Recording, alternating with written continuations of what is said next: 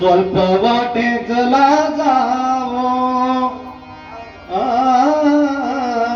स्वल्प वाटे चला जावो,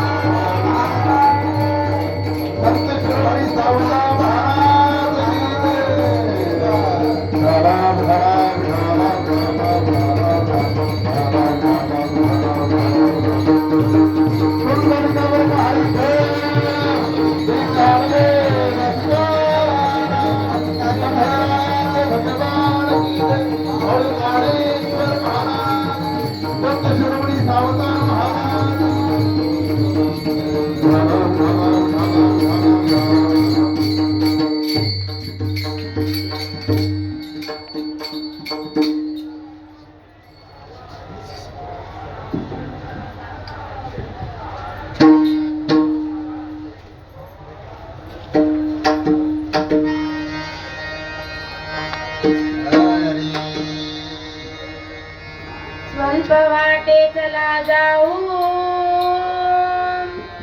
वाचे गाऊ विठ्ठल तुम्ही आम्ही खेळी मेळी गदारोळी आनंदे ध्वजा कुंचे गरुड डके शृंगारनिके करोनी तुका म्हणे हेची नीट जवळी वाट वैकुंठा तुम्ही आम्ही खेळी मेळी गदारोळी आनंदे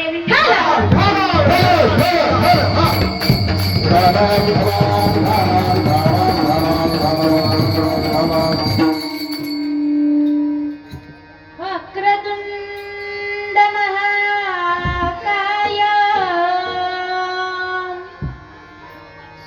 सूर्यकोटि समप्रभ निर्विघ्नं कुरु मे देव सर्वकार्येषु सर्वदा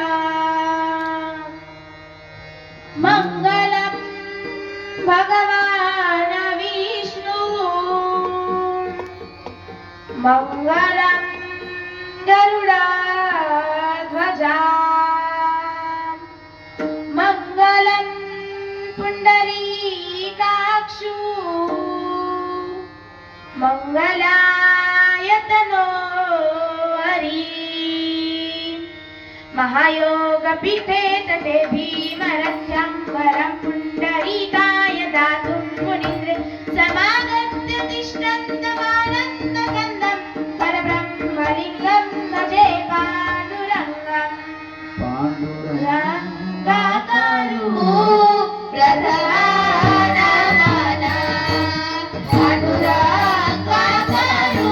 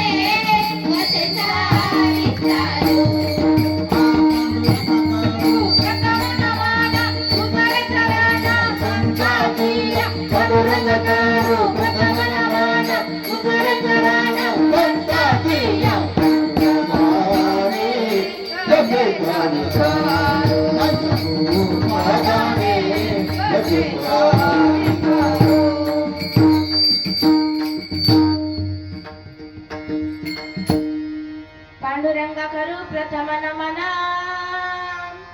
दुसरे चरण संतांची या त्यांच्या कृपादाने कथेचा विस्तारू बाबाजी सद्गुरु दास तुका ओम नमो ज्ञानेश्वरा करुणा करा दयाळा तुमचा अनुग्रह लादलो पावन झालो चराचरी श्री संतांची ये माथा चरणावरी साष्टांग हे करी दंडवत माझी वाणी तुझे भरणी गुणनाम ऐसे देई प्रेम काही कळा विठ्ठल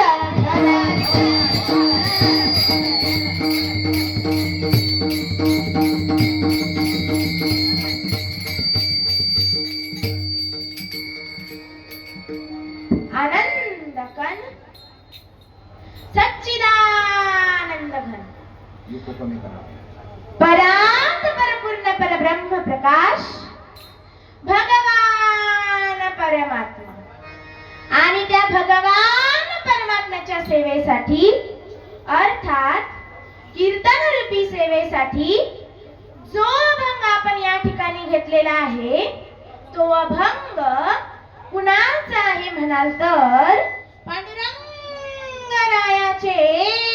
कनिष्ठ भक्त आळंदी पंढरीची वारी करणारे महान वारकरी संत श्री क्षेत्र देहू निवासी श्रीमंत संत जगद्गुरु जगदवंदनीय तुकोबाराय यांचा अभंग तुकोबाराय यांचा आहे.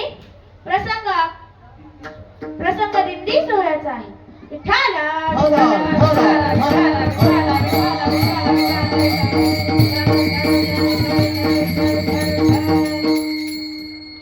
कोण तुकाराम महाराज ज्यांच्या पूर्वजांनी पांडुरंगरायाला साकडं घातलं की आमच्या कुळात एक हरिभक्त बाळ जन्माला आला. त्या साकडाचा प्रसाद म्हणून जे बाळ जन्माला आलं ते तुकाराम महाराज. कोण तुकाराम महाराज बालपणीच कीर्तनात उभं राहून कीर्तनकारांना संतांचं प्रमाण देणारे ते तुकाराम महाराज. कोण तुकाराम महाराज ज्यांच्या गृहस्थ आश्रमामध्ये जिजाबाईंसारखी महान पतिव्रता पत्नी मिळाली ते तुकाराम महाराज. कोण तुकाराम महाराज संसाराच्या नावे घालून या शून्य वाढताही पुण्य धर्म केला ते तुकाराम महाराज. कोण तुकाराम महाराज ज्यांनी जगाच्या कल्याणासाठी 4 कोटी अभंग दिले ते तुकाराम महाराज. कोण तुकाराम महाराज त्यांनी भामचंद्र डोंगर भंडारा डोंगर आणि गोरोडा डोंगरांवरती जाऊन भजन केलं ते तुकाराम महाराज.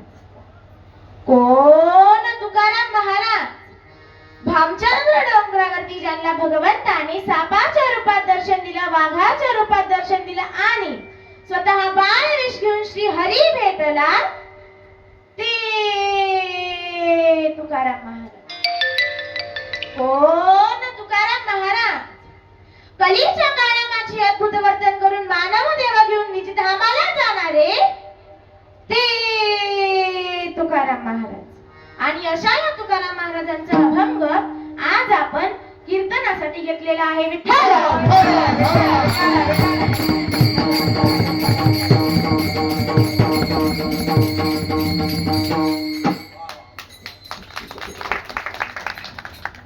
अशा या तुकाराम महाराजांचा अभंग आज आपण कीर्तन रूपी सेवेसाठी घेतलेला आहे. या अभंगातून संत तुकाराम महाराज वैकुंठाची सोपी वाट सांगतात. गावागावातील मंदिरांमध्ये भजनी कोळक्याने एकत्र जमून भजन करत आहे. एका भजनाने अभंग गायला. पंढरीसे जाणे आला न संसारा दिनाचा सोयरा पांडुरंग. दुसऱ्या भजनाने अभंग गायला. होय होय वारकरी पाहे पाहे रे पंढरी. प्रत्येक माणसाच्या मनात पंढरीचा वारकरी घर करून बसला. माणसाच्या मनाने ध्यास घेतला. आता पंढरीला जावं, आता पंढरीला जावं, आता पंढरीला जावं. कुंड्यांनी शेतात बीजाची पेरणी केली. मेघराजाने कृपा केली, पीक उगवून आले. प्रत्येक वारकऱ्याने आपली वळकटी आवळली. गळ्यात छोटी पिशवी घेतली. कपाळाला गंध आहे. गळ्यात भली मोठी तुळशीची माळ आहे. डोक्यावर वळकटे आहे. खांद्यावर पताका आहे. मुखात हरिनामाचा छंद आहे. प्रत्येक घरातून एक एक वारकरी रस्त्याने निघालेला आहे. बाया बापड्या डोक्यावर पदर घेऊन आदराने या वारकऱ्यांच्या पायावर डोकं झुकवत आहेत. बघता बघता 4-10 वारकरी गावातील मंदिरापुढे एकत्र जमले.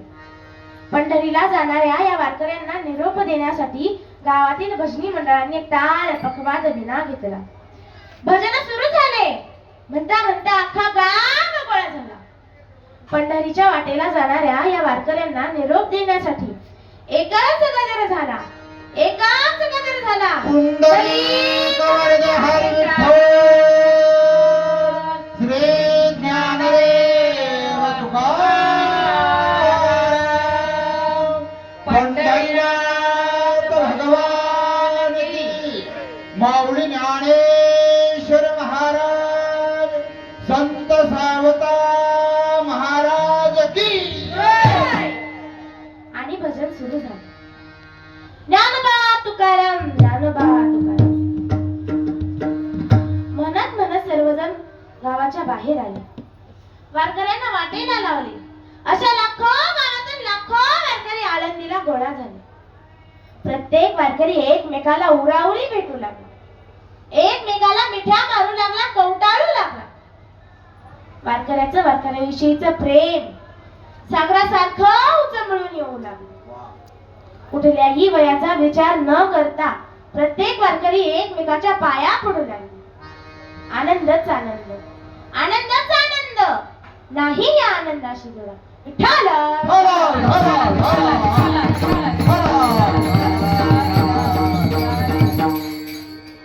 माऊलीचं प्रस्थान झालं.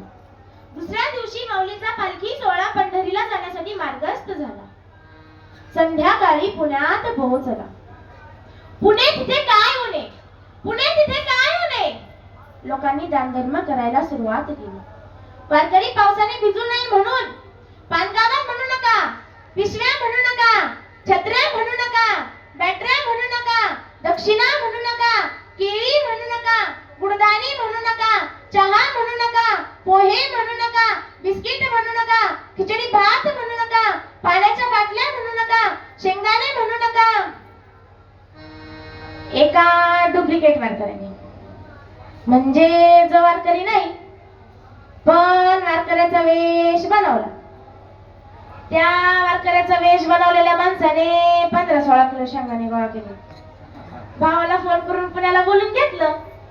ते शेंगदाणे व बाकीचं मटेरियल त्याच्या जवळ दिलं व सांगितलं घरी जाऊन एवढे शेंगदाणे पेरून टाक. त्याने ते शेंगदाणे शेतात पेरले. एकही शेंगदाणा मला. अरे बाबा, ते खाण्यासाठी दिलं होतं. भगवंताच्या दरबारात चतुर्पणा चालत नसतो विठ्ठल.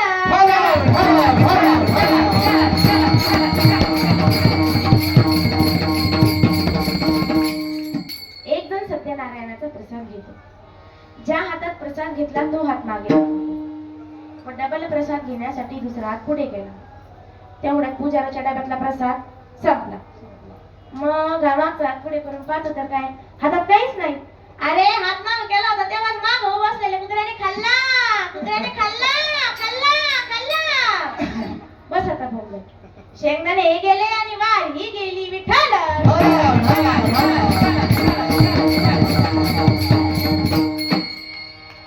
आपला विषय चालू होता पुण्यामध्ये फार दान करण्यासाठी सुद्धा खूप मोठं अंतःकरण असतं. काही काही माणसं फार चिंगूस असतात. एक मित्र आपल्या मित्राला म्हणाला, अरे चल कीर्तनाला. तो म्हणाला नको. हा म्हणाला अरे चल चल. तो म्हणाला नको. हा म्हणाला अरे चल चल आपण असं जाऊ असं येऊ. दोघे निघाले. चालत चालत 3 किलोमीटर गेले. पहिला म्हणाले ए थांब, माझं एक महत्वाचं काम राहिलं. मी असं पळत जातो पळत येतो. हा पळत पळत जातो, दारावर थाप मारतो, बाप दार उघडतो, हा धापा टाकतो.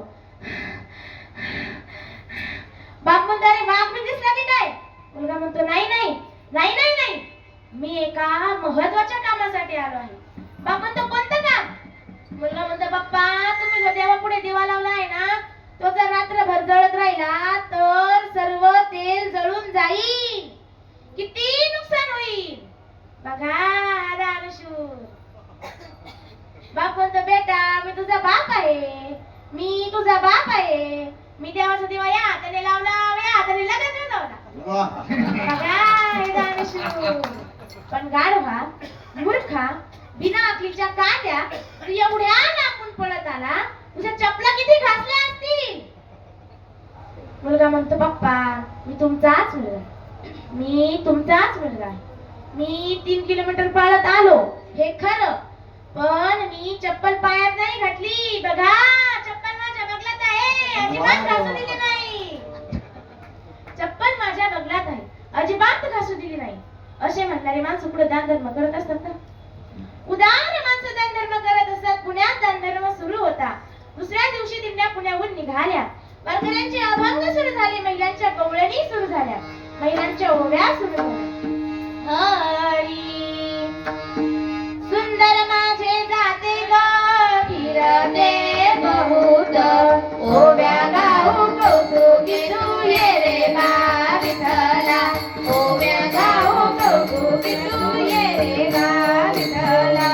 सुंदर माझे जाते ग फिरते बहुत, ओव्या गाऊ कौतुके तू ये रे बा विठ्ठला, ओव्या गाऊ कौतुके तू ये रे बा विठ्ठला, ओव्या गाऊ कौतुके तू ये रे बा विठ्ठला, ओव्या गाऊ कौतुके तू ये रे बा विठ्ठला. सासू आणि सासरा फिरतो तिसरा, ओव्या गाऊ कचरा तू ये रे बा विठ्ठला, ओव्या गाऊ कचरा तू ये रे बा विठ्ठला, ओव्या गाऊ कचरा तू ये रे बा विठ्ठला, ओव्या गाऊ कचरा तू ये रे बा विठ्ठला. सत्वाच्या धनलेलीले पुण्य हे वैरीले, पाप उतो गेले रे तू ये रे बा विठ्ठला, पाप उतो गेले रे तू ये रे बा विठ्ठला, पाप उतो गेले रे ये रे बा विठ्ठला, पाप उतो गेले रे तू ये रे बा विठ्ठला. वणीने जाते राहिलं फिरती राहिलं, थोडासा लाभ होईल तू ये रे बा विठ्ठला, थोडासा लाभ होईल तू ये रे बा विठ्ठला, थोडासा लाभ होईल तू ये रे बा विठ्ठला, थोडासा लाभ होईल तू ये रे बा विठ्ठला. ये रे बा विठ्ठला, ये रे बा विठ्ठला, ये रे बा विठ्ठला, ये रे बा विठ्ठला, ये रे बा विठ्ठला तू ये रे बा विठ्ठला, ये रे बा विठ्ठला तू ये रे बा विठ्ठला, ये रे बा विठ्ठला तू ये रे बा विठ्ठला, ये रे बा विठ्ठला तू ये रे बा विठ्ठला.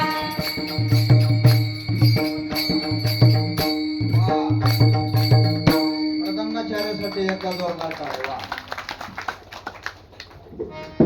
विसावा घेत घेत मुक्काम धर्मुक्काम करत करत वारकरी अर्ध्या रस्त्यावर पोहोचले. दुपारच्या भोजनाच्या ठिकाणी वारकऱ्यांचा सत्संग भरायचा.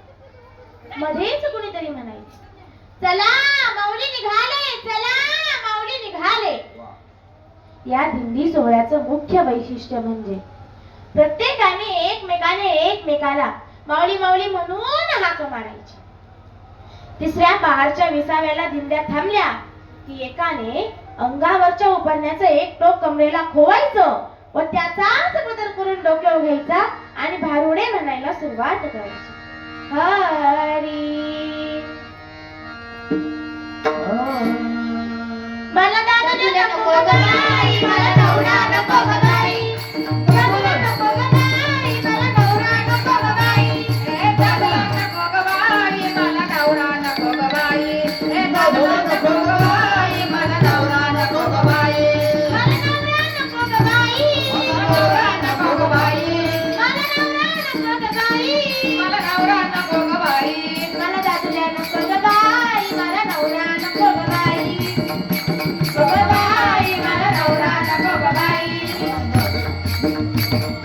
दादुड्यांना भोगबाई मला नवरा नको ग बाई, दादुड्यांना भोगबाई मला नवरा नको ग बाई. दादुला नको ग बाई, मला नवरा नको ग बाई, दादुला नको ग बाई, मला नवरा नको ग बाई.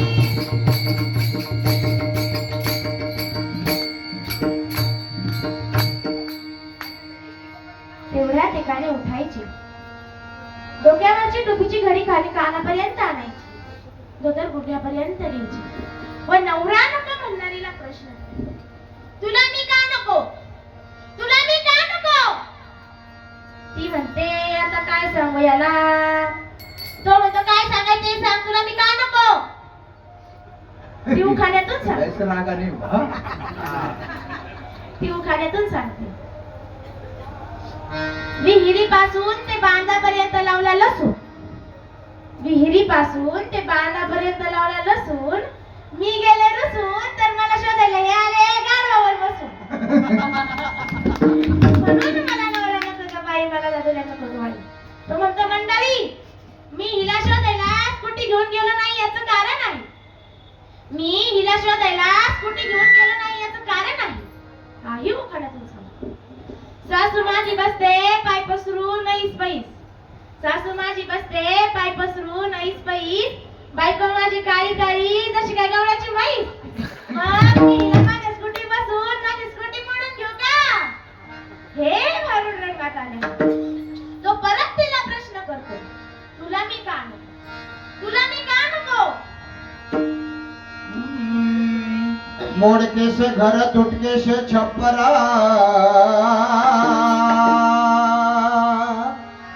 मोडके से घर तुटके से छप्पर, देवाला देव घर नाही. मला दादूला नको ग बाई, मला दादूला नको ग बाई, मला दादूला नको ग बाई, मला दादूला नको ग बाई. मला दादूला नको ग बाई, मला दादूला नको ग बाई, मला दादूला नको ग बाई, मला दादूला नको ग बाई. दादूला नको ग बाई, मला दादूला नको ग बाई, दादूला नको ग बाई, मला दादूला नको ग बाई.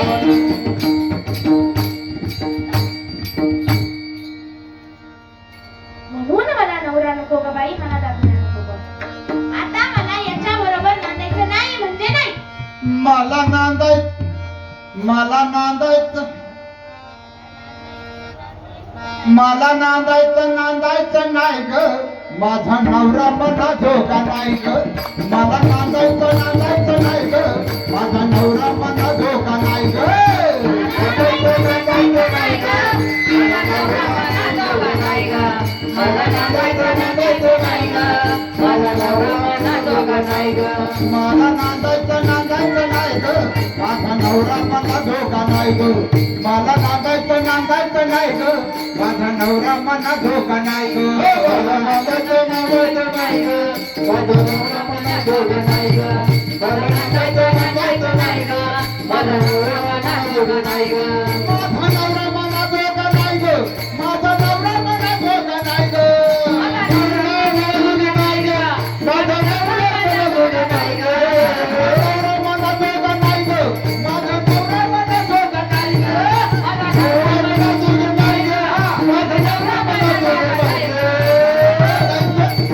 नांदायचं, मला नांदायचं, नांदायचं नाही ग, माझा नवरा मला धोका नाही ग.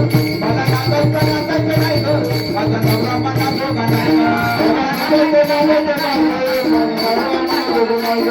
मला नांदायचं, नांदायचं नाही ग, माझा नवरा मला धोका नाही ग.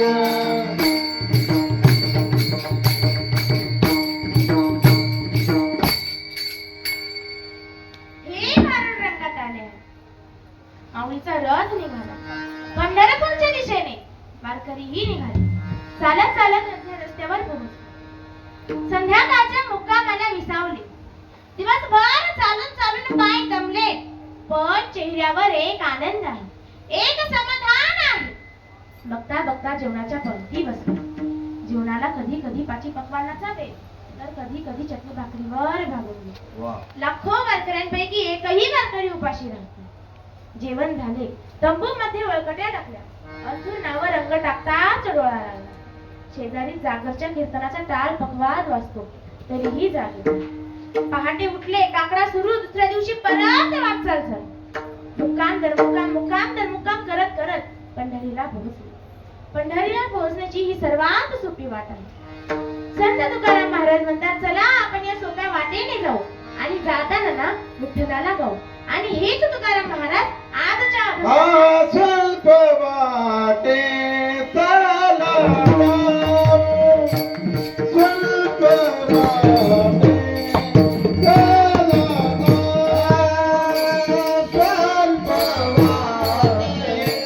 चाला, स्वल्प वाटे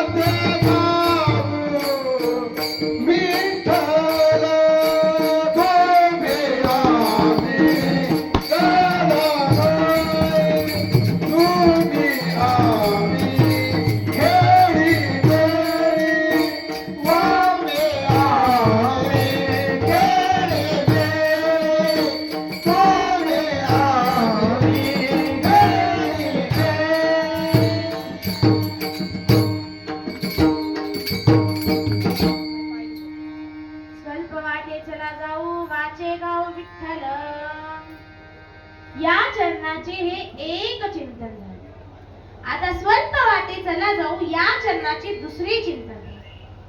तुम्ही म्हणाल महाराज एका चरणाची दोन दोन चिंतन असतात का? तर हो, एका चरणाची दोन दोन तीन तीन चार चार चिंतन असू शकतात. एका शब्दाचेही दोन दोन तीन तीन चार चार अर्थ असतात. एक उदाहरण सांगते, ध्यान देऊ.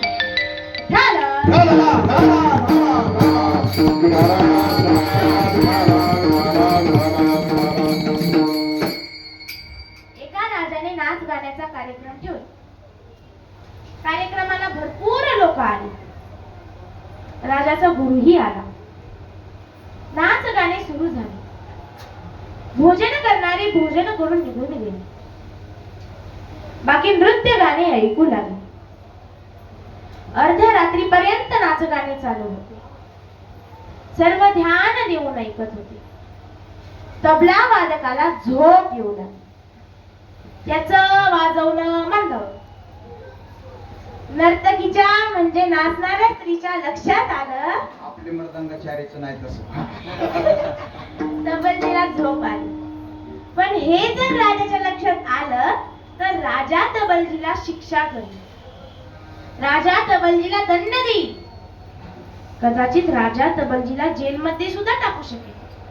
मग नर्तकीने तबलजीला सावध करायचे ठरवले. तिने एक दोहा गायला. दोन ओळी गायल्या. बहुत बीती थोड़ी रही पल पल गई बिताई. बहुत बीती थोड़ी रही पल पल गई बिताई. एक पल के कारण ना कलंक लग जाई. एक पल के कारण ना कलंक लग जाई.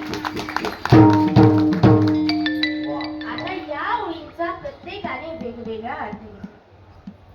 राजाच्या गुरुने सर्व पैसे नर्तकीला देऊन टाकले व ते तिथून निघून गेले. राजकुमारीने नवरत्नांचा हार त्या नर्तकीला दिला व राजकुमारी आपल्या महालात निघाली. राजकुमाराने थैलीभर सोन्याच्या मोहरा त्या नर्तकीला दिल्या व राजकुमार आपल्या भवनात निघून गेला. राजानेही विचार केला. रात्रभर नाचगाणी चालले. नर्तकीला कोणी एक रुपयाही दिला नाही आणि नर्तकीने त्या दोन ओळी काय गायल्या. गुरुने सर्व पैसे नर्तकीला देऊन टाकले. राजकुमारीने नवरत्नांचा हार त्या नर्तकीला दिला. राजकुमाराने थैलीभर सोन्याच्या मोहरा त्या नर्तकीला दिल्या. हे सर्व या दोन ओळींनी झाले कसे? हे सर्व या दोन ओळींनी झाले कसे? आता राजा गुरुकडे गेला व विचारले, गुरुदेव, आपण सर्व पैसे नर्तकीला का दिले? गुरु म्हणाले, ती नर्तकी सामान्य नाही. ती तर आता माझी गुरु बनली आहे. तिने त्या ओळीतून मला सांगितले, गुरुदेव, आपण आयुष्यभर जंगलात राहून भजन केले. आता थोड्यासाठी नाच गाणं पाहून का कलंक लावून घेता? मला उपदेश झाला. आता राजा राजकुमारीकडे गेला व विचारले, बेटी, रात्रभर नाच गाणे चालले. तू त्या नर्तकीला एक रुपयाही दिला नाही आणि त्या नर्तकीने त्या दोन ओळी काय गायल्या? तू नवरत्नांचा हार त्या नर्तकीला दिला. असं का? असं का? राजकुमारी म्हणाली, पिताश्री, मी आता जवान झाले आहे. आज रात्री मी एका शिपायाबरोबर पळून जाऊन लग्न करणार. पण त्या नर्तकीने मला सांगितले की तू एवढे दिवस थांबलीस, आता थोडे दिवस थांब. तू जर पळून गेली तर तुलाही कलंक लागेल व तुझ्या आई बापालाही कलंक लागेल. हे मला कळालं. मी जागृत झाले. म्हणून मी नवरत्नांचा हार त्या नर्तकीला दिला व पळून जायचं कॅन्सल केलं.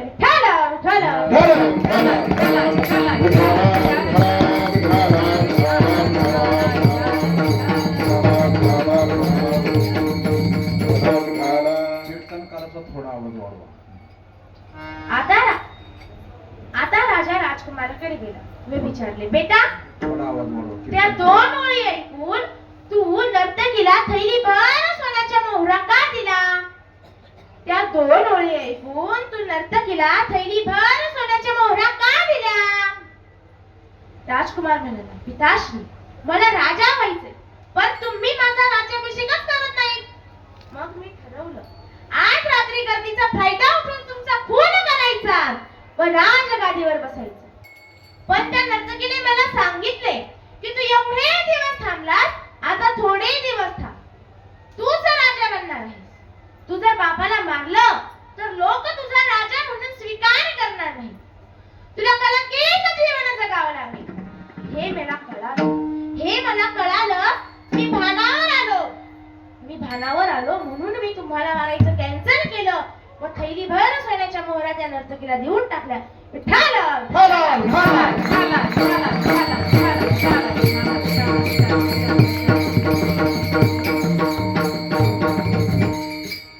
राजानेही विचार केला. तर 2 ओळींनी गुरुची बुद्धी बदलली. गुरुला उपदेश झाला. राजकुमारीची बुद्धी बदलली. राजकुमारी जागृत झाली. राजकुमाराची बुद्धी बदलली. राजकुमार भानावर आला. मग आता मीही माझी बुद्धी बदलतो व कर्तव्य बाळगतो. राजाने राजकुमारीची एका राजकुमाराबरोबर लग्न लावून दिले. मुलालाही राजा बनवलं व स्वतः जंगलात जाऊन भजन करू लागले. नर्तकीनेही विचार केला, माझ्या 2 ओळींनी जर एवढे सारे बदलले, गुरुही बदलले, मग मी का नको बनू? तिची आत्मजागृती झाली. तिने नाच गाणे बंद केले व भजन करू लागले. विठ्ठल विठ्ठल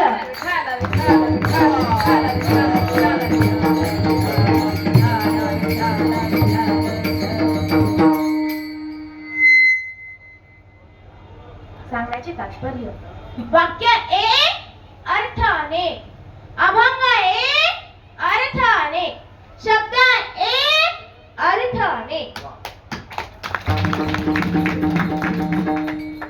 पण अर्थाचा अनर्थ करू नये. तुम्ही अर्थ अनेक काढा, पण गैरअर्थ काढू नका. विठ्ठल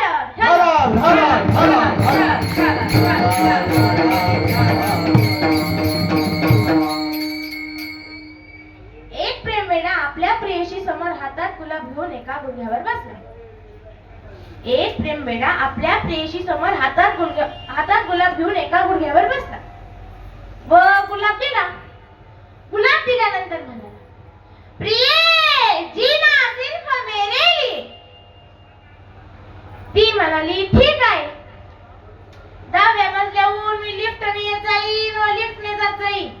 तू जिन्याने येत जा व जिन्याने जात जा. जीना सिर्फ तेरे लिए. बघा हा अर्थ.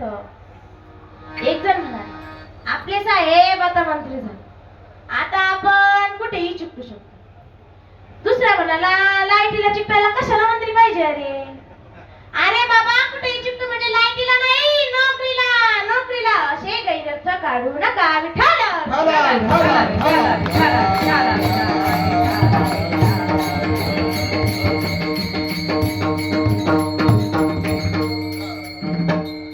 आपला विषय चालू होता, एका अभंगाचे 2 अर्थ असू शकतात का?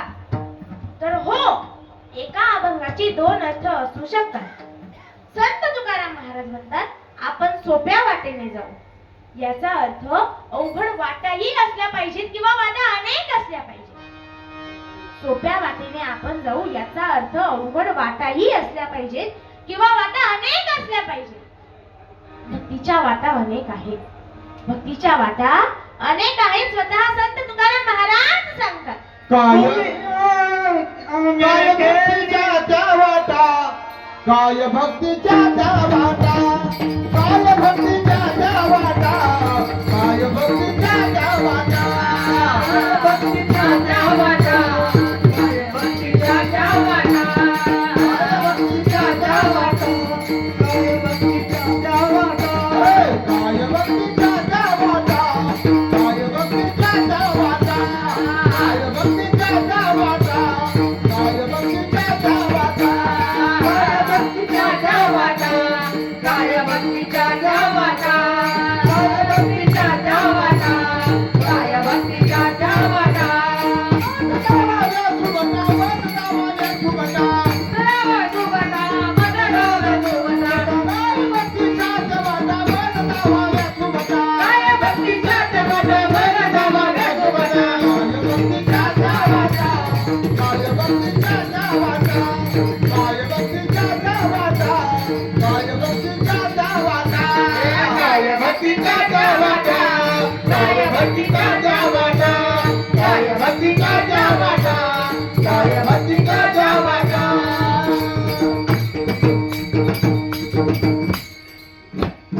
भक्तीच्या 9 वाटा आहेत. श्रवण भक्ती, कीर्तन भक्ती, स्मरण भक्ती, पादसेवन भक्ती, पूजा भक्ती, अर्चन भक्ती, दास्य भक्ती, सांख्य भक्ती, आत्मनिवेदन भक्ती. या 9 भक्तींचा एक श्लोक आहे. श्रवणम कीर्तनम विष्णू स्मरणम पादसेवनम अर्चनम वंदनम दास्यम सख्य आत्मनिवेदनम. श्रवणम कीर्तनम विष्णु स्मरणम पादसेवनम अर्चनम वंदनम दास्यम सख्य आत्मनिवेदनम. या भक्तीच्या 9 वाटा. मी या ठिकाणी असंच म्हणाले, भक्तीच्या 9 वाटा आहे. एक जण म्हणाला भक्ती विलंदरच आहे, 9 वाटांनी पुढून जाते. ती जर 9 वाटांनी पुढून जात असेल तर तिला घटस्फोट देऊन टाका, आपली परत दुसरी करा. आपल्या डोक्यात ना काही पण घुसताय राव. एक महिला शेजारणीला म्हणाली, अगं जरा लाटणं दे ग, माझा नवरा आत्ताशी घरी आला. शेजारी म्हणते ताई लाटणं घेऊन जा, पण जरा लवकर आणून द्या. माझा नवरा सुद्धा अजून आला नाही. आला की लगेच लाटण्याला तेल लावते आणि मारते नाही, गरमागरम चपात्या करून खाऊ घालते, गरमागरम चपात्या करून खाऊ घालते. विठ्ठल,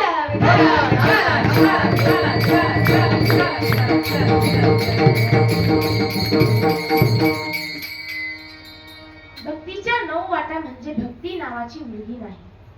भक्ती म्हणजे परमार्थ, भक्ती म्हणजे सेवा, भक्ती म्हणजे आराधना, भक्ती म्हणजे उपासना, भक्ती म्हणजे भजन.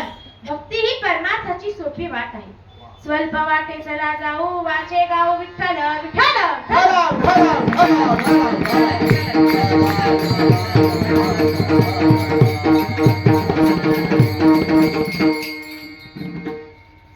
आपला विषय चालू होता. तुकाराम महाराज म्हणतात आपण सोप्या वाटेने जाऊ. याचा अर्थ अवघड वाटाही असल्या पाहिजेत किंवा वाटा अनेक असल्या पाहिजेत. मग आता प्रश्न निर्माण होतो, अवघड वाटाही आहे का? हो, अवघड वाटाही आहे. मग परत प्रश्न निर्माण होतो, अवघड वाटा कोणत्या? अवघड वाटा कोणत्या? सांगते, ऐका. तुम्ही ऐकता ना पण? नाही तर बसल्या बसल्या लागायच्या डुकल्या. भगवंत प्राप्तीची पहिली अवघड वाट तपश्चर्या करणे. तप करणे म्हणजे देहाला तापवणे. तप करणे म्हणजे इच्छित वस्तूचा त्याग करणे. तप करणे म्हणजे शरीराला मनाला अत्यंत दुःख देणे. तप करणे म्हणजे शरीराला योग्य खाणे न देणे. तप करणे म्हणजे दुःखाचं दुःख झेलणे. दुःखाचं दुःख झेलणे याला म्हणतात तप. कायिक तप असते, वाचिक तप असते, मानसिक तप असते. ही तपे फार अवघड असतात. इथं आपल्याला साधा गणपतीचा चटका जर बसला तर दणकन उलटून पडतो. नुसत्या आवाजाने जर आपली एवढी घाबरमुंडी उडाली तर आपण तप कधी करणार?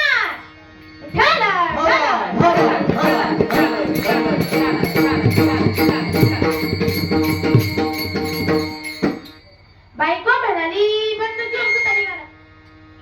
तो म्हणाला वाघाची शिकार करायला चाललो. ती म्हणाली जा, मग दारात का थांबला? तो म्हणतो अगं अंगणातलं कुत्रा बाजूला जाऊ दे ना, ते गेलं की मग मी जातो. बघा हा कुत्र्याला भेटून चालला वाघाची शिकार करायला. असे जंगलात जाऊन काम करत असतात ना.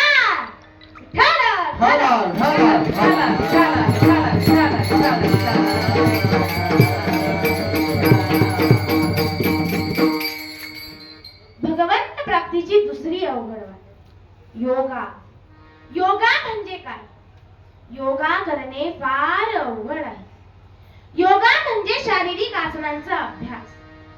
योगा म्हणजे श्वास घेण्याची व श्वास सोडण्याची पद्धत. योगा म्हणजे शारीरिक व्यायाम. या योगाबद्दल स्वतः ज्ञानोबाराय म्हणतात, म्हणून या योगाची या वाटा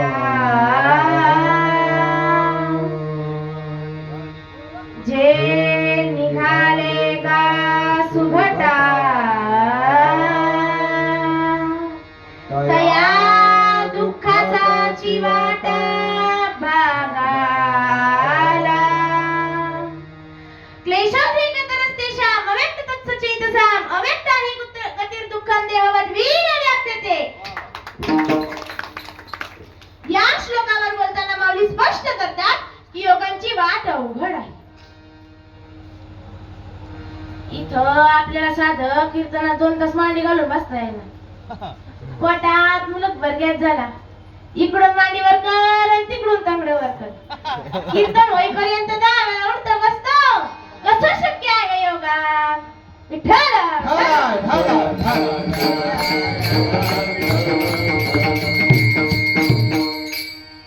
भगवंत प्राप्तीची तिसरी अवघड वाट ध्यान. आता ध्यान म्हणजे काय? ध्यान म्हणजे मनाला एकाग्र करणे. ध्यान म्हणजे भगवंताच्या रूपावर लक्ष ठेवणे. आपलं भगवंताच्या रूपावर लक्षच राहत नाही. आपलं लक्ष जे नाही म्हटलं त्यावरच जात, जे नाही म्हटलं त्यावरच जात.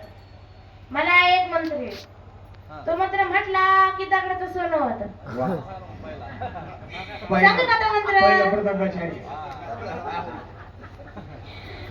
पण त्या मंत्राचा जप करताना माकड आठवू द्यायचं नाही. त्या मंत्राचा जप करताना माकडाचं नाव आठवू द्यायचं नाही. त्या मंत्राचा जप करताना माकडाचे तोंड आठवू द्यायचे नाही. सांगू का तो मंत्र? आता तो मंत्र म्हणताना आपल्याला काय आठवणार?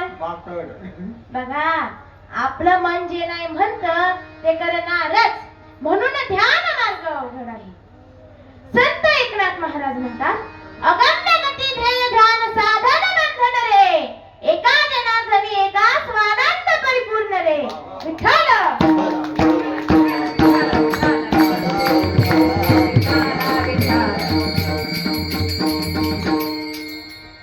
भगवंत प्राप्तीची चौथी अवघड वाट वेदांत. आता वेदांत म्हणजे काय? वेदांत कहत कठीण, सुनत कठीण, समजत कठीण, आचरणत कठीण, कठीण कठीण कठीण कठीण सर्वच कठीण. त्याला म्हणतात वेदांत. वेदांत म्हणजे ब्रह्म सत्य व जगत मिथ्या. वेदांत सांगतो हे जगतच नाही. हे जगत नाही म्हटलं तर आपल्याला पटेल का? पटणार नाही. कारण वेद मार्ग अवघड आहे, ताप मार्ग अवघड आहे, योग मार्ग अवघड आहे, ध्यान मार्ग अवघड आहे, वेदांत मार्ग अवघड आहे. तप मार्ग अवघड आहे, योग मार्ग अवघड आहे, ध्यान मार्ग अवघड आहे, वेदांत मार्ग अवघड आहे. आणखी एक या प्रत्येक मार्गात एकट्यानेच राहावं लागतं. या प्रत्येक मार्गात एकट्यानेच साधना करावी लागते. पण तुकोबाराय म्हणतात, या सोप्या वाटेने जर आम्ही गेलो तर आपण सर्वजण एकत्र मिळून, सर्वजण एकत्र मिसळून, सर्वजण एकत्र आनंदाने गदारोळ करून भगवंतापर्यंत पोहोचू.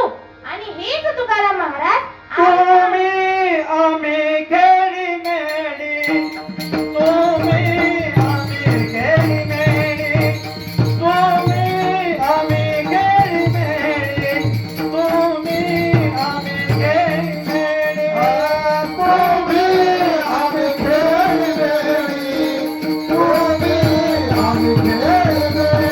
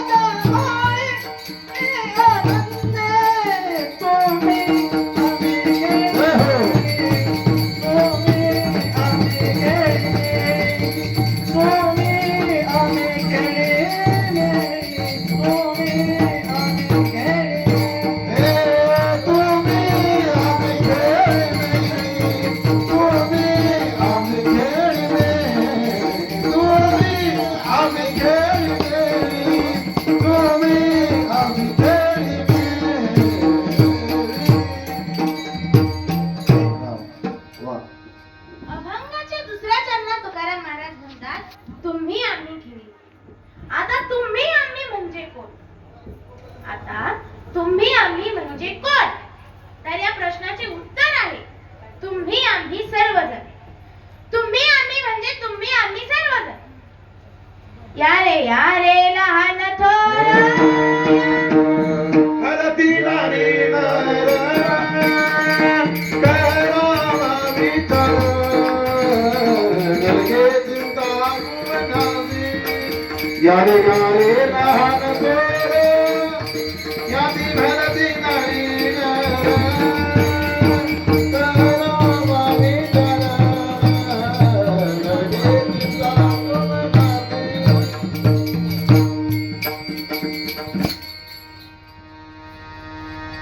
लहान या थोर म्हणजे मोठे या सर्व जातींचे या नारी या नर या कोणालाच संकोच करायची गरज नाही. तुम्ही आम्ही म्हणजे सर्वजण. तुम्ही आम्ही म्हणजे कोण? उत्तर नंबर 2.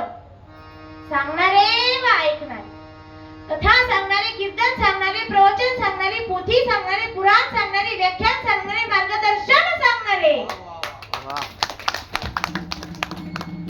या सर्व वक्ते व सर्व श्रोत्यांनी म्हणजे सर्व ऐकणाऱ्यांनी या सर्वांनी या सोप्या वाटेने या. तुम्ही आम्ही म्हणजे कोण? उत्तर नंबर 3.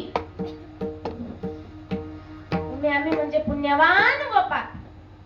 पुण्यवानही या नामस्मरणाच्या सोप्या वाटेने तेही येतात शास्त्रज्ञ पंडित हो का वेद वक्ते. परिहरी भजनी रथ वंदे. शास्त्रज्ञ पंडित हो का वेद वक्ते. परिहरी भजनी रथ वंदे सदा. या पुण्यवंतांनी या व पापींनीही या. पापी आलेले आहे व तरलेले आहे. अजमी गणिका वाल्ह्या कोळी तारला कोळी अजामीय गणिकारी ते सकळ विठ्ठल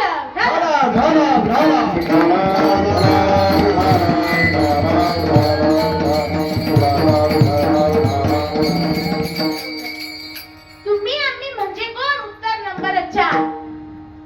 तुम्ही आम्ही म्हणजे जे मुक्त झालेले आहेत ते व जे मुक्त झालेले नाही ते.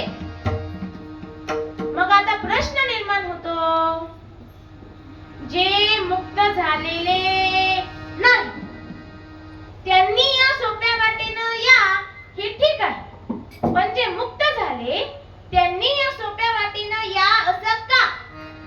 असं का? त्याचं कारण आहे. जे मुक्त झाले त्यांना भजनानंद मिळत नाही, त्यांना आनंद मिळत नाही. एवढेच नाही, जे मुक्त आहे ना, ती मुक्तीच पंढरपुरामध्ये नामघोषात लोळण घेते. भुक्ती मुक्ती तेथे लोळते अंगणी, कोण तेथे मनी वास नाही. कामधेनु कल्पतरू चिंतामणी, लोळते अंगणी पंढरी. म्हणून तुकाराम महाराज म्हणतात तुम्ही आम्ही खेळी मेळी. मुक्तपणाचा अहंकार सोडून, भक्तीपणाचा अहंकार सोडून, पुण्याचा अहंकार सोडून तुम्ही आम्ही खेळी मेळी सोप्या वाटेने विठ्ठल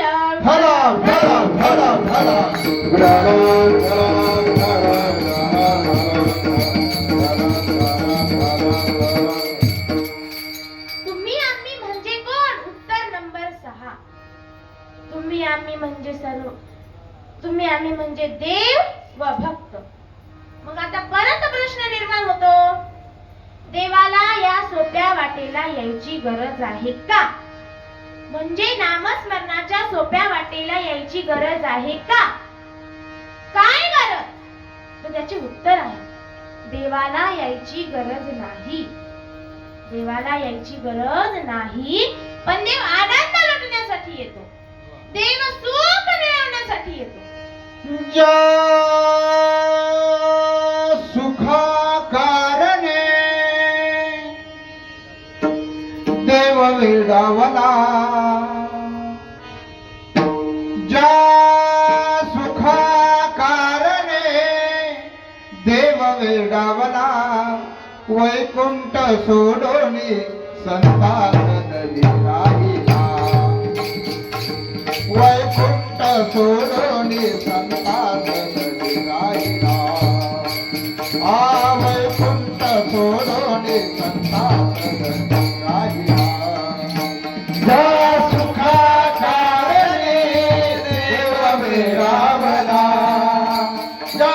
सुखाकारणे देव विरावला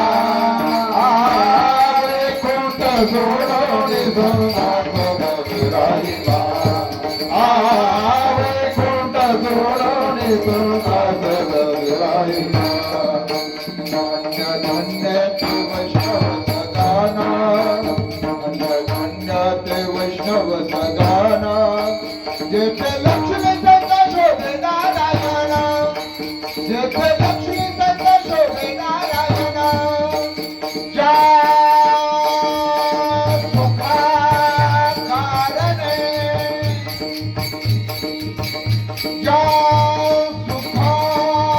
सुखाकारणे देव वेडावला वैकुंठ सोडोनी संतास राहिला वैकुंठ सोडोनी संतास राहिला वैकुंठ सोडोनी संतास राहिला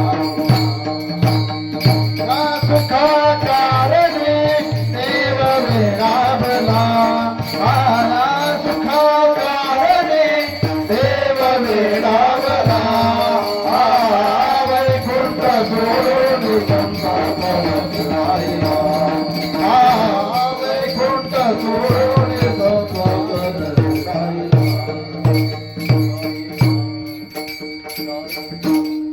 अजून कीर्तनकार बराच वेळ बोलणार आहे. आता वेळ झालेली आहे असं मला वाटतं. दिंडीचं कीर्तन आहे.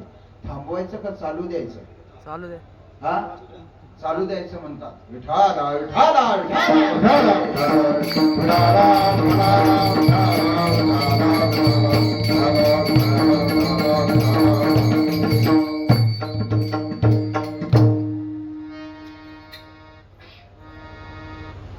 आपला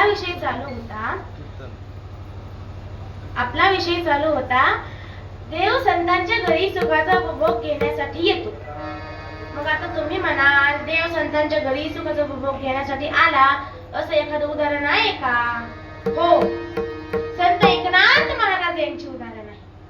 संत एकनाथ महाराज नित्य नेमाने भजन करायचे म्हणून देव संत एकनाथ महाराज यांच्या घरी. संत एकनाथ महाराजांचा देवावरती मनापासून भाव होता म्हणून देव संत एकनाथ महाराज यांच्या घरी.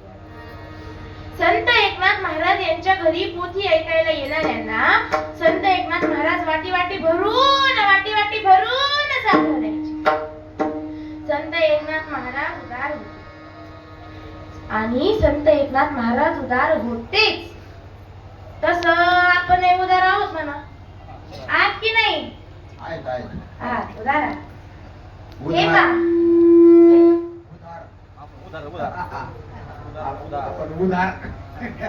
हे पहा, सोनं श्रेष्ठ की तुळशीची माळ श्रेष्ठ? तुळशीची माळ श्रेष्ठ. काय श्रेष्ठ? तुळशीची माळ. मोठ्याने सांग. काय श्रेष्ठ?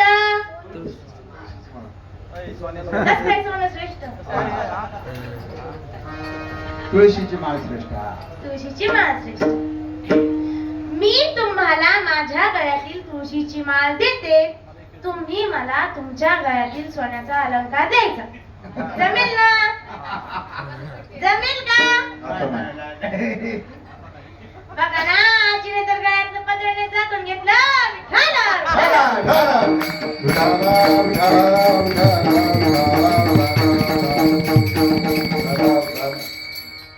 आपला विषय चालू होता तुम्ही आम्ही खेळी मेळी म्हणजे कोण कोण खेळी? तर या प्रश्नाचे उत्तर आहे तुम्ही आम्ही सर्वजण. तुम्ही आम्ही म्हणजे सांगणारे व ऐकणारे. तुम्ही आम्ही म्हणजे पुण्यवान व पापी. तुम्ही आम्ही म्हणजे देव व संत. या सर्वांनी या दिंडी सोहळ्यात खेळी मेळीने यायचे आहे.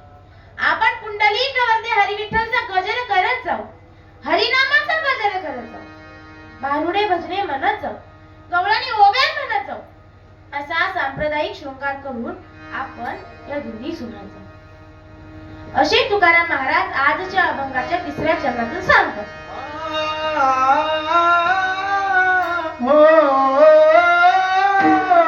ध्वजा तुझे गरुड टके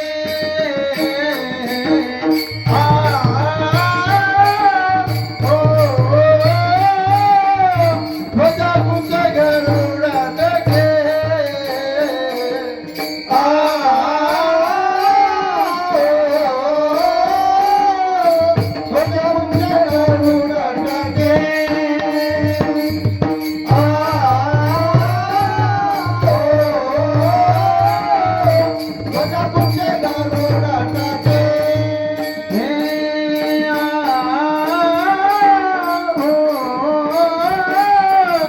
मजा तुझे करून लगे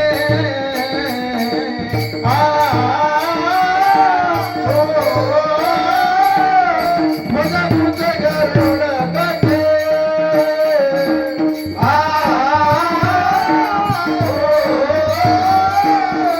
मजा तुझे करून लगे शृंगारने के करोड़ी शृंगारने के करोड़ी शृंगारने के करोड़ी शृंगारने के करोड़ी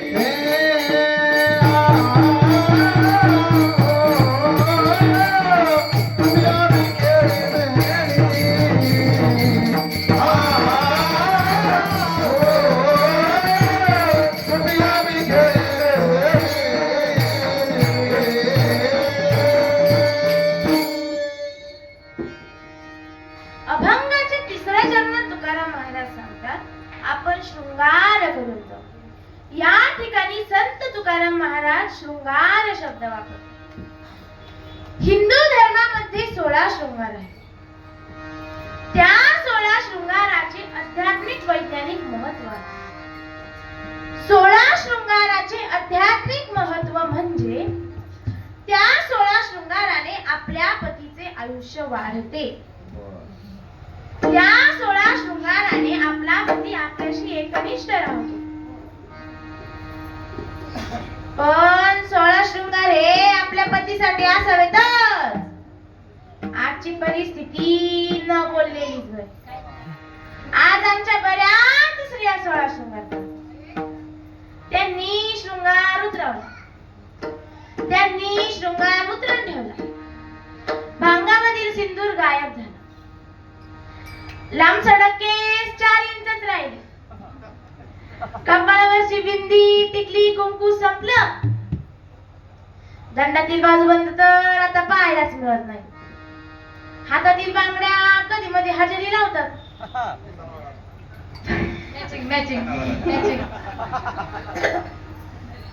पायातील पैंजणाची जागा काळ्या दोऱ्याने घेतली. ब्लाऊजच्या बाया पहिल्या काळात इथपर्यंत बाया असायच्या. आता त्या बाया कमी होत गेल्या. फार पहिल्या काळात इथपर्यंत, त्यानंतर इथपर्यंत, त्यानंतर इथपर्यंत, त्यानंतर इथपर्यंत, त्यानंतर इथपर्यंत, त्यानंतर काका फक्त दुरीच राहिली. काय करायची त्या ती दुरी काढून टाकली. ठाला ठाला ठाला ठाला ठाला.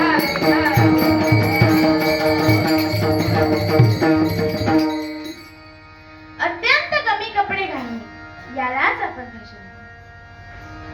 एक हिंदी कवी फार छान वर्णन करतात. छोड़ के दुनिया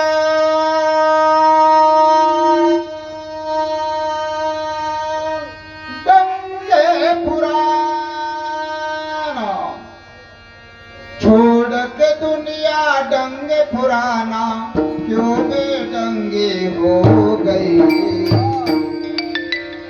छोड़ के दुनिया दंगे पुराना क्यों बेदंगे हो गई ऐसा निकला फैशन देखो दुनिया नंगी हो गई ऐसा निकला फैशन देखो दुनिया नंगी हो गई ऐसा निकला फैशन देखो दुनिया नंगी हो गई ऐसा निकला फैशन देखो दुनिया नंगी हो गई देखो फैशन के बलहारे नंग दड़ंग है नर और नारी आई आशिक और हसीना नंगी पाए दुल्लाती मर्दन अपने पूछ बुढ़ाई औरत ने चोटी कटवाई मर्द भी अपने माल बढ़ाए औरत ऐसा नजर आए होना पड़ेगा इश्का का ये खूब चले है ये इश्का लोग किसी से हासिल कब है नंगे एक हम मांग सब नंगे एक हम मांग सब नंगे एक हम शर्म कहाँ की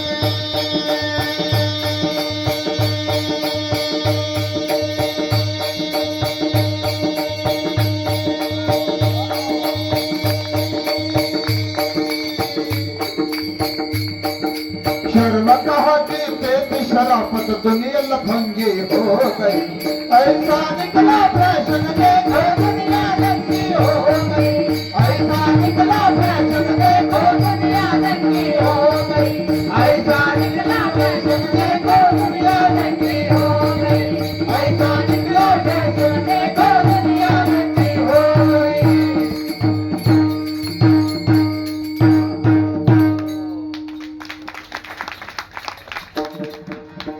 या फॅशनला 16 शृंगार म्हणत नाही. 16 शृंगार केले आमच्या जिजाऊ साहेबांनी. 16 शृंगार केले आमच्या झाशीच्या राणीने. 16 शृंगार केले आमच्या अहिल्याबाई होळकरांनी. 16 शृंगार केले आमच्या गवळणींनी. 16 शृंगार केले आमच्या रुक्मिणी आईसाहेबांनी. 16 शृंगार केले आमच्या अस्सल मराठी मुळा माता भगिनींनी.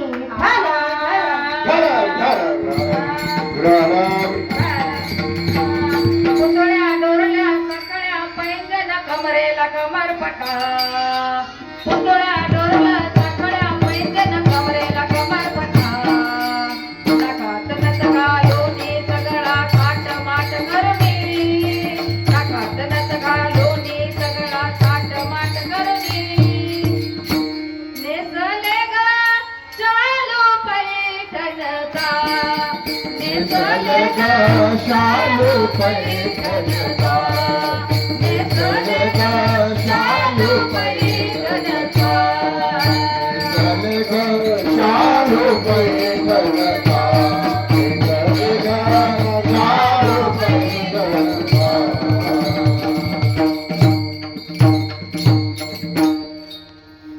आपला विषय चालू होता.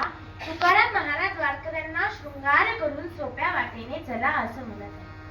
मग आता प्रश्न निर्माण होतो, वारकऱ्यांना शृंगार आहे का? आहे हो, वारकऱ्यांना शृंगार आहे. कोणता शृंगार आहे? उरुज पंढरे भाळ कंठी शोभे माळ दाबीले कैकाळ तयाभिने तुका म्हणे शंख चक्रांचे शृंगार नामामृत सार मुखा माझी. हा आहे आपल्या सर्वसामान्य माणसांचा शृंगार. आपण डोळ्याने भगवंताचं दर्शन घेणे हा डोळ्यांचा शृंगार आहे. मुखाने हरिनाम घेणे हा डोळ्यांचा शृंगार आहे. मुखाने हरिनाम घेणे हा मुखाचा शृंगार आहे. हाताने प्रभूची सेवा करणे हा हातांचा शृंगार आहे. पायाने सोप्या वाटेने पंढरीला जाणे म्हणजे पायाने सोप्या वाटेने वैकुंठाला जाणे हा पायांचा शृंगार आहे.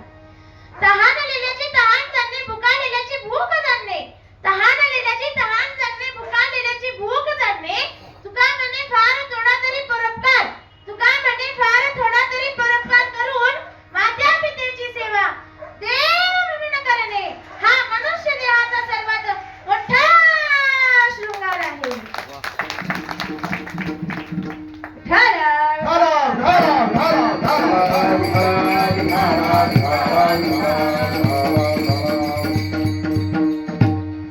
तुम्ही म्हणाल महाराज आम्हाला महिलांचा शृंगार कळाला वारकऱ्यांचा शृंगार कळाला, मग आता सर्वसामान्य माणसांचा शृंगार सांगा ना. सर्वसामान्य माणसांना शृंगार काय आहे? हे वो आँख जो प्रभु का दर्शन किया करे, है शीश जो प्रभु चरणों में वंदन किया करे, बेकार वो मुख है जो रहे व्यर्थ बातों में, मुख वो है जो हरि नाम का सुमिरन किया करे, हीरा मोती से नहीं शोभा है हाथ की, है हाथ वो जो प्रभु का पूजन किया करे, मरकर भी अमर नाम है उस जीव का, जग में प्रभु प्रेम में बलिदान किया जो करे जीवन किया करे। ऐसी लागी लगी लगन, मेरा हो गए मगन, वे तो गली गली हरि गुण गाने लगी। हा आहे आपल्या सर्वसामान्य माणसाचा शृंगार. जो आयुष्यभर नुसता कमवतच राहिला ना, त्याचाही शृंगार आहे. त्याचा काय शृंगार आहे?